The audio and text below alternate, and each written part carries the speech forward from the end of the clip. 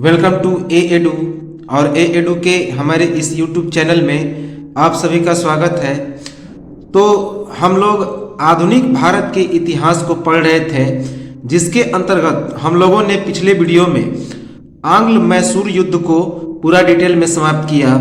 तो अंग्रेजों और हैदर अली, टीपू सुल्तान, इन सभी के बारे में युद्धों को हमने समाप्त किया और हमने देखा कि लॉर्ड वेलेस्ली ने किस प्रकार सहायक संधि के तहत सबसे पहले मैसूर को अपने कब्जे में किया। अब आते हैं अंग्रेजों के सिखों पर कब्जा। अंग्रेज पंजाब के इलाके पर कब्जा करते हैं। तो अंग्रेज का पंजाब के इलाके में सिखों के साथ दो युद्ध होते हैं, आंग्ल सिख युद्ध। दो आंग्ल सिख युद्ध होते हैं। तो उसको जानने से पहले हम लोग इसे शुरुआत से लेकर चलते हैं, सिखों के गुरुओं को लेकर शुरू से लेकर चलते हैं। तो सबसे पहले देखें सिखों के गुरु। आंग्ल सिख युद्ध, सिखों के गुरु। हम लोग जानते हैं कि सिखों के 10 गुरु हुए। 10 गुरु हुए, कुल कितने गुरु? 10 गुरु हुए, जिसमें पहला है गुरु नानक देव। पहले गुरु का क्या नाम है? तो गुरु नानक देव, याद रखेंगे, गुरु नानक देव। तो सिखों के प्रथम गुरु का नाम क्या है? गुरु नानक देव। ये सिखों के प्रथम गुरु हैं। इनका जन्म कब हुआ? तो इनका जन्म 15 अप्रैल 1469 ईस्वी को पाकिस्तान के तलवंडी में हुआ था। तो गुरु नानक देव का जन्म 15 अप्रैल 1469 ईस्वी को पाकिस्तान के तलवंडी में हुआ था। इस तलवंडी का वर्तमान नाम क्या है? तो ननकाना साहेब। इस तलवंडी को वर्तमान में ननकाना साहेब के नाम से भी जानते हैं। इनके पिता का नाम था कालू जी मेहता। तो गुरु नानक देव के पिता का क्या नाम था? कालू जी मेहता। इनकी माता का नाम तृप्ता था। माता का नाम क्या था? तो तृप्ता था। इनकी पत्नी का नाम सुलक्षणी था। इनकी पत्नी का क्या नाम था? सुलक्षणी। इनके 2 पुत्र थे, एक का नाम था श्रीचंद और दूसरे का नाम था लक्ष्मीदास। तो गुरु नानक देव के 2 पुत्र थे, एक का नाम था श्रीचंद्र और दूसरे का नाम था लक्ष्मीदास। इनकी पत्नी का नाम सुलक्षणी था। ये कौन सी जाति से संबंधित थे? तो ये खत्री जाति, अर्थात ये व्यापारी जाति से संबंधित थे, खत्री जाति से संबंधित थे। और इनके पिता का व्यवसाय व्यापार करना था। तो खत्री मुख्यतः व्यापारी होते हैं। तो इनकी जाति कौन सी थी? खत्री जाति। इनके शिष्य का नाम था लहना। इनके शिष्य का क्या नाम था? लहना, जो बाद में गुरु अंगद के नाम से प्रसिद्ध होगा। गुरु अंगद के नाम से वह प्रसिद्ध होगा। ये 3 शासकों के समकालीन रहे। तो पहला तो इब्राहिम लोदी। इब्राहिम लोदी, उसके बाद बाबर और हुमायूं के समकालीन रहे। तो इब्राहिम लोदी, बाबर और हुमायूं, 3 शासकों के ये समकालीन रहे। कौन? तो गुरु नानक देव। इनके बारे में सबसे इंपॉर्टेंट है कि इन्होंने सिख संप्रदाय की स्थापना की। तो सिख संप्रदाय की स्थापना किसने की? तो गुरु नानक देव ने। इन्हें आध्यात्मिक ज्ञान जो मिला वह संगत अर्थात धर्मशाला, पंगत अर्थात साथ बैठकर भोजन करना। तो इन्होंने संगत अर्थात धर्मशाला और पंगत अर्थात साथ बैठकर भोजन करने की परंपरा की शुरुआत की। इनके उत्तराधिकारी कौन थे? तो गुरु अंगद, अर्थात इनके शिष्य लहना। तो गुरु अंगद इनके अगले उत्तराधिकारी थे। इन्हें हजरत रब्बुल मजीज की उपाधि मिली। तो हजरत रब्बुल मजीज की उपाधि प्राप्त हुई। ये एकेश्वरवादी, मूर्ति पूजा के विरोधी और सभी धर्मों को मानते थे। ये एकेश्वरवादी थे, मूर्ति पूजा के विरोधी थे और सभी धर्मों को मानते थे। इन्होंने नानक पंथ की स्थापना की। तो इन्होंने नानक पंथ की स्थापना की। ये स्त्री शिक्षा के समर्थक थे। तो गुरु नानक देव स्त्री शिक्षा के समर्थक थे, याद रखेंगे। ये सभी धर्मों के समर्थक थे, याद रखेंगे, सभी धर्मों के समर्थक। इन्होंने एक लंगर व्यवस्था की शुरुआत की, जहां पे निःशुल्क भोजन कराया जाता है। तो निःशुल्क भोजन कराने की परंपरा, लंगर व्यवस्था की शुरुआत की किन्होंने? गुरु नानक देव ने। इनकी मृत्यु करतारपुर में हुई, जिसे डेरा बाबा के नाम से जाना जाता है, जो कि पाकिस्तान में है। तो इनकी मृत्यु कहां पे हुई? तो करतारपुर, जिसे डेरा बाबा के नाम से जानते हैं, वह पाकिस्तान में हुई। तो कब हुई? 22 दिसंबर 1539 ईस्वी को। तो गुरु नानक देव की मृत्यु 22 सितंबर 1540 ईस्वी को पाकिस्तान के करतारपुर, जिसे डेरा बाबा के नाम से भी जानते हैं, तो वहां पर हुई। तो वर्तमान में यह डेरा बाबा या फिर करतारपुर काफी चर्चे में था। तो इनके बारे में अधिकतर पूछा जाता है। इन्होंने लंगर व्यवस्था, पंगत व्यवस्था, पंगत का मतलब होता है साथ बैठकर भोजन करना, और संगत अर्थात धर्मशाला की स्थापना की, और लंगर अर्थात निःशुल्क भोजन कराने की परंपरा की शुरुआत की। इसके बाद अगले जो है वे गुरु अंगद जी। ये दूसरे सिखों के दूसरे गुरु थे। तो गुरु अंगद जी सिखों के दूसरे गुरु। गुरु नानक जी के द्वारा चलाया गया लंगर व्यवस्था को इन्होंने नियमित किया और अस्थायी बनाया। तो गुरु नानक देव के द्वारा जो लंगर व्यवस्था की शुरुआत की गई थी, तो गुरु अंगद ने उस लंगर व्यवस्था को नियमित किया और उसे अस्थायी बना दिया। इनके बारे में सबसे इंपॉर्टेंट पूछा जाता है कि गुरु अंगद जी ने एक लिपि का आविष्कार किया। उस लिपि का नाम था गुरुमुखी लिपि। तो गुरु अंगद जी ने गुरुमुखी लिपि का आविष्कार किया। इनका प्रारंभिक नाम क्या था? तो लहना था। अभी हमने इसे बता दिया कि गुरु अंगद जी का प्रारंभिक नाम क्या था? लहना था। ये कब तक गुरु रहे? तो 1539 से लेकर 1552 ईस्वी तक। जब 1539 ईस्वी में गुरु नानक देव की मृत्यु हो गई, तो उस समय से लेकर 1552 ईस्वी तक ये क्या रहे? तो दूसरे गुरु रहे। इसके बाद अगले गुरु बनते हैं कौन? सिखों के तीसरे गुरु, गुरु अमरदास। गुरु अमरदास जो 1552 से 1574 ईस्वी तक सिखों के तीसरे गुरु रहे। कब? 1552 से 1574 ईस्वी तक।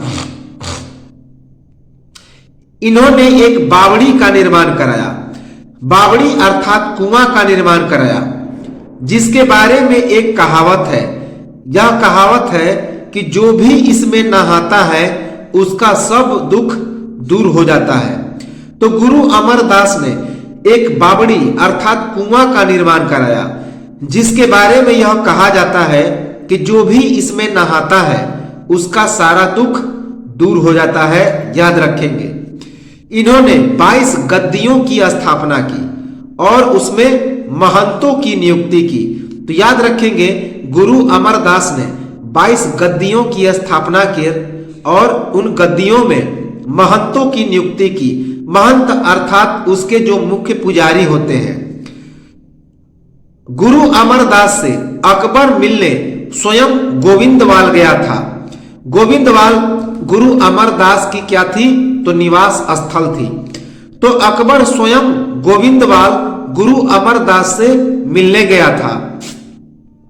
और इसके बाद इनकी बेटी बीबी भानी को भूमि और गांव अनुदान में दिया था। याद रखेंगे कि गुरु अमरदास से मिलने के लिए इनके निवास स्थान, जिसका नाम था गोविंदवाल, तो गोविंदवाल कौन गया था? तो मुगल सम्राट अकबर स्वयं गया था और वहां जाकर इनकी बेटी बीबी भानी को भूमि और गांव अनुदान के रूप में दिया था। गुरु अमरदास के उत्तराधिकारी कौन थे? तो इनके शिष्य और उत्तराधिकारी गुरु रामदास। तो गुरु अमरदास के जो अगले उत्तराधिकारी थे तो उनके शिष्य गुरु रामदास। इन्होंने एक महत्वपूर्ण कार्य किया, सिख धर्म को हिंदू धर्म से पृथक करने का कार्य किया। तो गुरु अमरदास ने सिख धर्म को हिंदू धर्म से अलग करने का काम किया, याद रखेंगे। अगले जो है गुरु रामदास। तो सिखों के अगले गुरु कौन है? तो सिखों के अगले गुरु है गुरु रामदास। गुरु रामदास चौथे गुरु है। तो सिखों के चौथे गुरु कौन है? गुरु रामदास, जो 1574 ईस्वी से लेकर 1581 ईस्वी तक क्या रहे? तो सिखों के चौथे गुरु रहे। याद रखेंगे कि अकबर के द्वारा दी गई 500 बीघा जमीन पर अमृतसर शहर को इन्होंने बसाया। तो चूंकि अकबर ने 500 बीघा जमीन किसको दी थी? तो बीबी भानी को दी थी। बीबी भानी कौन थी? तो अभी हमने बताया यह गुरु अमरदास की पुत्री थी। जब अकबर गुरु अमरदास से मिलने के लिए स्वयं इनके निवास स्थल गुरु अमरदास के निवास स्थल गोविंदवाल गया था तो वहां पर इनकी बेटी बीबी भानी को 500 बीघा जमीन और गांव अनुदान के रूप में दिया था। किसने? सम्राट अकबर ने। तो उसी जमीन पर अमृतसर शहर को बसाया किसने? गुरु रामदास ने। याद रखेंगे, गुरु रामदास ने। अमृतसर सरोवर भी खुदवाया। तो गुरु रामदास ने उसी जगह पर 500 बीघा वाले जगह पर अमृतसर सरोवर को खुदवाया, जो वर्तमान में अमृतसर शहर वहीं पे बसा हुआ है। इनकी पत्नी कौन थी? तो गुरु रामदास की पत्नी थी बीबी भानी, जो कि गुरु अमरदास की पुत्री थी। अर्थात गुरु अमरदास गुरु रामदास के क्या थे? तो ससुर थे। तो गुरु अमरदास के शिष्य कौन थे? गुरु रामदास। और गुरु रामदास के साथ अपनी पुत्री बीबी भानी की शादी भी कर चुके थे। कौन? गुरु अमरदास। तो इनकी पत्नी कौन थी? बीबी भानी गुरु रामदास की पत्नी थी, याद रखेंगे। और गुरु अमरदास की पुत्री थी कौन? बीबी भानी। गुरु रामदास ने अपने पुत्र अर्जुन देव को उत्तराधिकारी घोषित कर गुरु का पद क्या कर दिया? तो पैतृक बना दिया। तो गुरु रामदास ने ही अपने पुत्र अर्जुन देव को अगला उत्तराधिकारी घोषित किया और उसके बाद इस गुरु के पद को पैतृक बना दिया। अर्थात जो पिता का पुत्र होगा वही अगला गुरु होगा सिखों का। तो गुरु रामदास ने अपने पुत्र अर्जुन देव को अगला उत्तराधिकारी घोषित करके गुरु का पद क्या कर दिया? तो पैतृक बना दिया। सिखों के पांचवें गुरु जिनका नाम है गुरु अर्जुन देव, वे सिखों के पांचवें गुरु बनते हैं, जो 1581 से लेकर 1606 ईस्वी तक सिखों के पांचवें गुरु रहते हैं। तो गुरु अर्जुन देव 1581 ईस्वी से लेकर 1606 ईस्वी तक ये क्या रहते हैं? तो सिखों के पांचवें गुरु रहते हैं। ये सच्चा बादशाह के नाम से विख्यात हो गए। तो गुरु अर्जुन देव सच्चा बादशाह के नाम से विख्यात हुए। इन्होंने अमृतसर शहर के मध्य एक तालाब का निर्माण करवाया और इस तालाब में हरमिंदर साहब का भी इन्होंने निर्माण कराया। तो गुरु अर्जुन देव ने अमृतसर शहर के मध्य एक तालाब बनवाया और उस तालाब में एक हरमिंदर साहब का क्या किया? तो निर्माण करवाया। याद रखेंगे, गुरु अर्जुन देव ने। हरमिंदर साहब की नींव किसने रखी थी? तो हरमिंदर साहब की नींव सूफी संत मियां मीर कासी ने रखा था। याद रखेंगे, इंपॉर्टेंट है। तो हरमिंदर साहब की नींव किसने रखी? तो सूफी संत मियां मीर कासी ने रखा। गुरु अर्जुन देव ने ब्यास नदी के तट पर गोविंदपुर नामक एक शहर की स्थापना की। कब? 1595 ईस्वी में। तो गुरु अर्जुन देव ने व्यास नदी के तट पर गोविंदपुर नामक एक शहर की स्थापना की 1595 ईस्वी में। 1604 ईस्वी में इन्होंने आदि ग्रंथ की रचना की। आदि ग्रंथ जिसका नाम है गुरु ग्रंथ साहिब। तो गुरु अर्जुन देव ने 1604 ईस्वी में आदि ग्रंथ की रचना की जिसका नाम है गुरु ग्रंथ साहिब। और इस पुस्तक में गुरु नानक देव की प्रेरणादायक प्रार्थनाएं एवं भक्ति गीतों का संकलन है। तो गुरु अर्जुन देव ने 1604 ईस्वी में आदि ग्रंथ गुरु नानक देव आदि ग्रंथ गुरु नानक ग्रंथ की रचना की, जिसमें गुरु नानक की प्रेरणादायक प्रार्थनाएं एवं भक्ति गीतों का संकलन है। गुरु अर्जुन देव ने किसका समर्थन किया था? तो अमीर खुसरो का समर्थन किया था। तो इसी समर्थन के कारण जहांगीर ने 1606 ईस्वी में गुरु अर्जुन देव को मृत्यु दंड दे दिया। तो 1606 ईस्वी में गुरु अर्जुन देव ने अमीर खुसरो का समर्थन किया। इससे नाखुश होकर तत्कालीन मुगल बादशाह जहांगीर ने 1606 ईस्वी में ही गुरु अर्जुन देव को मृत्यु दंड दे दिया। याद रखेंगे। सिखों के छठवें गुरु का नाम है गुरु हरगोविंद जी। तो गुरु हरगोविंद जी सिखों के छठवें गुरु हैं। 1606 ईस्वी से 1645 ईस्वी तक ये सिखों के छठवें गुरु रहते हैं। तो 1606 ईस्वी से लेकर 1645 ईस्वी तक ये सिखों के छठवें गुरु रहते हैं। याद रखेंगे, इंपॉर्टेंट है। गुरु हरगोविंद जी ने सिखों को लड़ाकू जाति के रूप में परिवर्तित किया।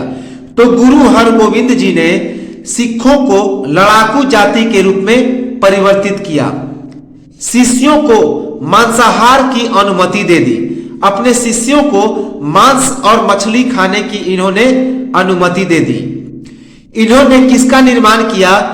तो अकाल तख्त और ईश्वर के सिंहासन का निर्माण कराया। तो अकाल तख्त का मतलब होता है ईश्वर का सिंहासन। तो गुरु हरगोविंद जी ने अकाल तख्त या ईश्वर के सिंहासन का निर्माण कराया। इनके बारे में पूछा जाता है, कश्मीर में कीरतपुर शहर का इन्होंने निर्माण कराया। तो याद रखेंगे, कश्मीर में कीरतपुर शहर बसाने का जो श्रेय जाता है वह किसे जाता है? तो गुरु हरगोविंद जी को। अपने पिता का जुर्माना न देने के कारण इन्हें जहांगीर ने ग्वालियर किले में कैद कर रखा था। तो गुरु हरगोविंद जी ने अपने पिता का जुर्माना नहीं दिया। तो इसी कारण जहांगीर ने ग्वालियर किले में इन्हें कैद कर लिया था। याद रखेंगे, पूछा जाता है कि गुरु हरगोविंद जी को किस किले में कैद किया गया था? तो ग्वालियर किले में। और किसने कैद किया? तो मुगल बादशाह जहांगीर ने। गुरु हरगोविंद जी ने अमृतसर की किलेबंदी करवाया। तो गुरु हरगोविंद जी ने अमृतसर शहर की किलेबंदी करवाया। स्वयं को शस्त्र, छत्र आदि राज चिन्हों से इन्होंने सुशोभित किया। तो गुरु हरगोविंद जी ने स्वयं को शस्त्र, छत्र आदि राज चिन्हों से सुशोभित किया। ये हमेशा 2 तलवार बांध कर बैठते थे। तो गुरु हरगोविंद जी स्वयं हमेशा 2 तलवार बांधकर बैठा करते थे। इन्होंने नगाड़ा बजाने की व्यवस्था की शुरुआत की। तो गुरु हरगोविंद जी ने नगाड़ा बजाने की व्यवस्था की शुरुआत की। इंपॉर्टेंट है। तो अगले गुरु बनते हैं सिखों के 7वें गुरु, जिनका नाम है गुरु हरे राय जी। तो गुरु हरे राय जी जो सिखों के 7वें गुरु हैं, जो 1645 ईस्वी से लेकर 1661 ईस्वी तक, 1645 ईस्वी से लेकर 1661 ईस्वी तक सिखों के 7वें गुरु रहते हैं। इन्होंने सैनिकों को सैनिक शिक्षा अनिवार्य कर दिया। तो गुरु हरिराय जी ने अपने सभी शिष्यों के लिए सैनिक शिक्षा अनिवार्य कर दिया। इनका कहना था कि सभी शिष्यों को क्या होना चाहिए, तो सैनिक शिक्षा से लबरेज होना चाहिए। गुरु हरिराय जी से दारा शिकोह मिलने आया था और इन्होंने दारा शिकोह को आशीर्वाद दिया। तो दारा शिकोह गुरु हरिराय जी से मिलने आया था और इन्होंने दारा शिकोह को आशीर्वाद भी दिया था। गुरु हरिराय के पुत्र का क्या नाम था, राम राय। तो गुरु हरिराय के पुत्र का नाम था राम राय। तो राम राय से जब औरंगजेब मिलने आया तो इससे नाराज होकर गुरु हरिराय ने अपने पुत्र हरकिशन को अगला उत्तराधिकारी बना दिया, जो महज कितने वर्ष का था, तो 6 वर्ष का था। याद रखेंगे, इंपॉर्टेंट है। तो गुरु हरिराय के पुत्र राम राय से औरंगजेब मिलने गया था। चूंकि ये मुसलमानों के कट्टर विरोधी थे, अपने धर्म के कट्टर विरोधी थे, तो इनके पुत्र हरिराय से एक बार औरंगजेब मिलने आया था। तो इससे ये नाराज हो गए थे और नाराज होकर गुरु हरिराय ने अपने दूसरे पुत्र हरकिशन को अगला उत्तराधिकारी बना दिया, जो महज कितने वर्ष का था, तो 6 वर्ष का था। एक चीज याद रखेंगे कि राम राय ने देहरादून में एक अलग गद्दी की स्थापना की थी तथा इनके अनुयायी क्या कहे गए, तो राम राय कहे गए। याद रखेंगे कि राम राय ने देहरादून में एक अलग गद्दी की स्थापना की थी और इनके अनुयायी को क्या कहा गया, तो राम राय कहा गया। सिखों के 8वें गुरु थे गुरु हरकिशन। तो गुरु हरकिशन सिखों के 8वें गुरु 1664 ईस्वी में 10 वर्ष की उम्र में ये गुरु बने थे। तो 1664 ईस्वी में 10 वर्ष की उम्र में ये गुरु बने थे और वास्तव में 1661 से लेकर 1664 ईस्वी तक ये क्या थे, तो गुरु थे। याद रखेंगे, ये गुरु थे। तो 1661 से लेकर 1664 ईस्वी तक ये क्या थे, तो गुरु थे, गुरु हरकिशन। ये महज 10 वर्ष की उम्र में ही इन्हें गुरु बना दिया गया था, गुरु हरकिशन। क्योंकि हमने बताया ये गुरु हरकिशन गुरु हरिराय जी के पुत्र थे। तो गुरु हरिराय ने अपने पुत्र, जो बालिक पुत्र थे राम राय, उनसे जब औरंगजेब मिलने आया तो राम राय से ये नाराज हो गए और अपने 6 वर्षीय पुत्र हरकिशन को क्या कर दिया, तो उत्तराधिकारी बना दिया। और 10 वर्ष की उम्र में ही इनकी चेचक से क्या हो गई, तो मृत्यु हो गई। गुरु हरकिशन की 10 वर्ष की उम्र में ही चेचक से क्या हो गई, मृत्यु हो गई 1664 ईस्वी में। तो 1661 से 1664 ईस्वी तक ये 6 वर्ष से लेकर 10 वर्ष तक की उम्र तक ये गुरु हरकिशन क्या रहे, तो सिखों के 8वें गुरु रहे। और 1664 ईस्वी में चेचक के कारण 10 वर्ष की उम्र में ही इनकी मृत्यु हो गई। इनको औरंगजेब दिल्ली बुलवाकर इनसे गुरु पद के बारे में जानकारी मांगी थी। तो गुरु हरकिशन को औरंगजेब ने दिल्ली बुलवाया और इनसे गुरु पद के बारे में जानकारी मांगी थी, लेकिन उस समय ये इतने उम्र के नहीं हुए थे कि वे जानकारी दे सके। सिखों के 9वें गुरु का नाम है गुरु तेग बहादुर। तो सिखों के 9वें गुरु कौन थे, गुरु तेग बहादुर। गुरु तेग बहादुर 1664 से 1675 ईस्वी तक गुरु रहे। तो गुरु तेग बहादुर 1664 ईस्वी से लेकर 1675 ईस्वी तक क्या रहे, तो सिखों के 9वें गुरु रहे। इन्होंने अपना गद्दी कहां पे स्थापित किया, तो मारवो वैली अमृतसर में स्थापित किया। अमृतसर के मरवो वली में स्थापित किया। याद रखेंगे, अमृतसर के मरवो वली में स्थापित किया। ये गुरु तेग बहादुर गुरु हरकिशन के क्या थे, तो पुत्र थे। गुरु तेग बहादुर गुरु हरकिशन के पुत्र थे। इंपॉर्टेंट है, एक चीज याद रखेंगे कि गुरु हरकिशन वास्तव में 10 वर्ष की उम्र में ही गद्दी संभाले थे। वास्तव में 10 वर्ष की उम्र में ही गद्दी संभाले थे और चले गए। लेकिन ऐसा कहा जाता है कि ये गुरु हरकिशन के पुत्र थे। इसके बारे में उतने साक्ष्य नहीं मिलते। तो बस इतना याद रखेंगे कि गुरु तेग बहादुर ने अपनी गद्दी अमृतसर के मरबोवली में स्थापित की थी। ये गुरु तेग बहादुर औरंगजेब की हिंदू नीतियों के विरोधी थे। तो हिंदू विरोधी नीतियों के क्या थे? ये विरोधी थे। औरंगजेब हिंदू नीतियों का काफी विरोध करता था। तो गुरु तेग बहादुर इसी हिंदू विरोधी नीतियों के विरोधी थे। औरंगजेब ने इनकी हत्या की, जो एक प्रकार की धार्मिक हत्या थी। इसका कारण क्या था कि इन्होंने इस्लाम धर्म मानने से इनकार कर दिया था और औरंगजेब ने शीशगंज में गुरुद्वारा के पास इनकी हत्या कर दी। तो गुरु तेग बहादुर औरंगजेब के हिंदू विरोधी नीतियों के क्या थे? विरोधी थे। अर्थात औरंगजेब हिंदुओं से नफरत करता था। तो इसी कारण ये औरंगजेब के सभी नीतियों के क्या करते थे? विरोध करते थे।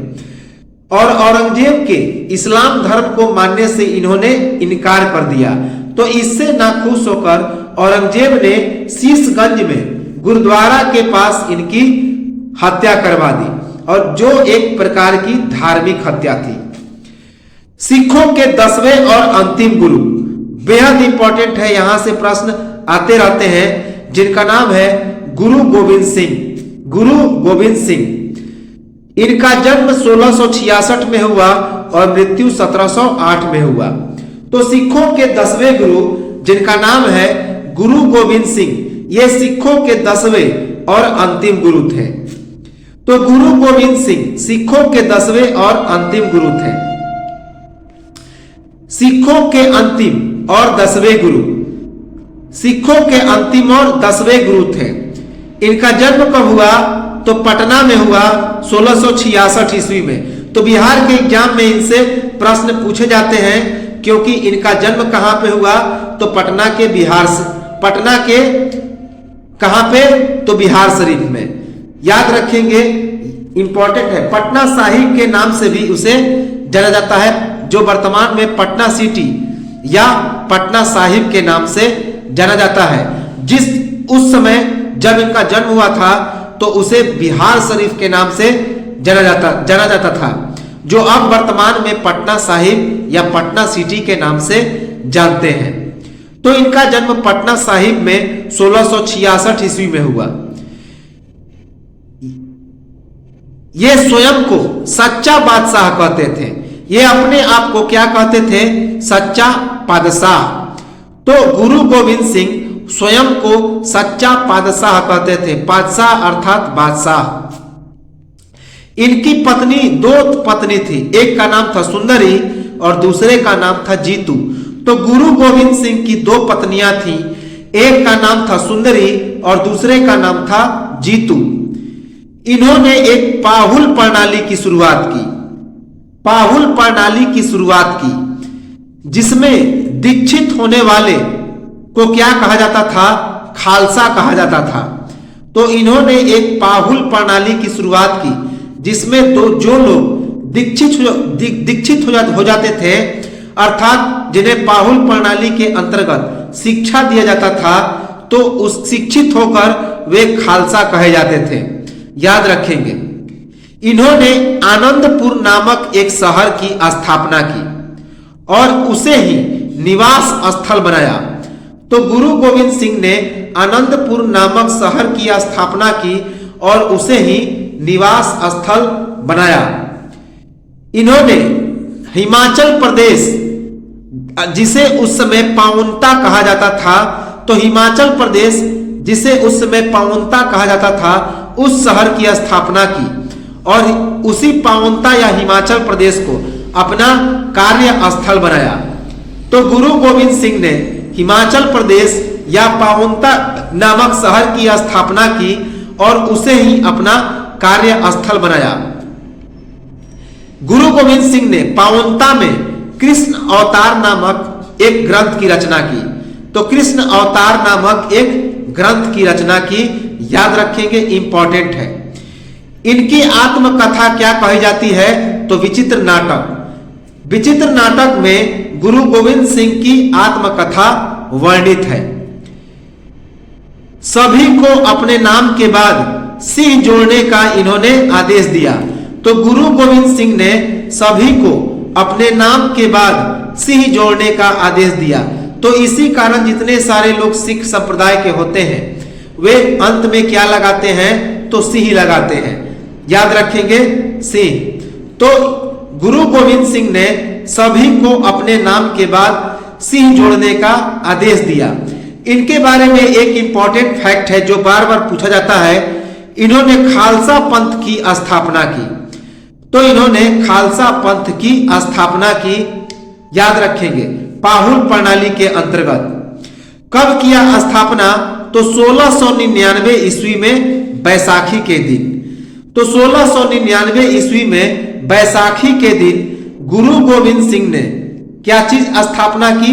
तो खालसा पंथ अर्थात खालसा संप्रदाय की स्थापना की।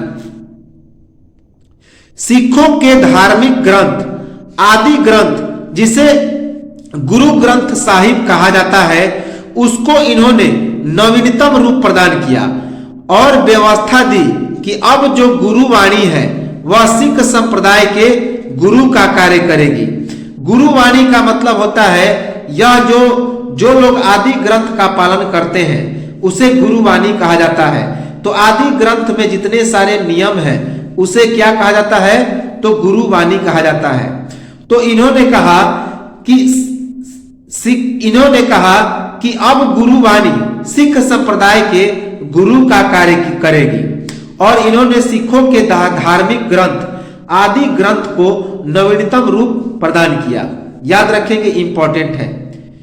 इन्होंने पंच कक्कार को अनिवार्य कर दिया। पंच कक्कार अर्थात 5 क को अनिवार्य किया, जिसमें पंच कक्कार में आता है कच्छा, केस, कड़ा, कृपान अर्थात कटार और कंघा। तो 5 कक्कार को गुरु गोविंद सिंह ने अनिवार्य कर दिया, जिसमें कौन कौन चीजें आती है?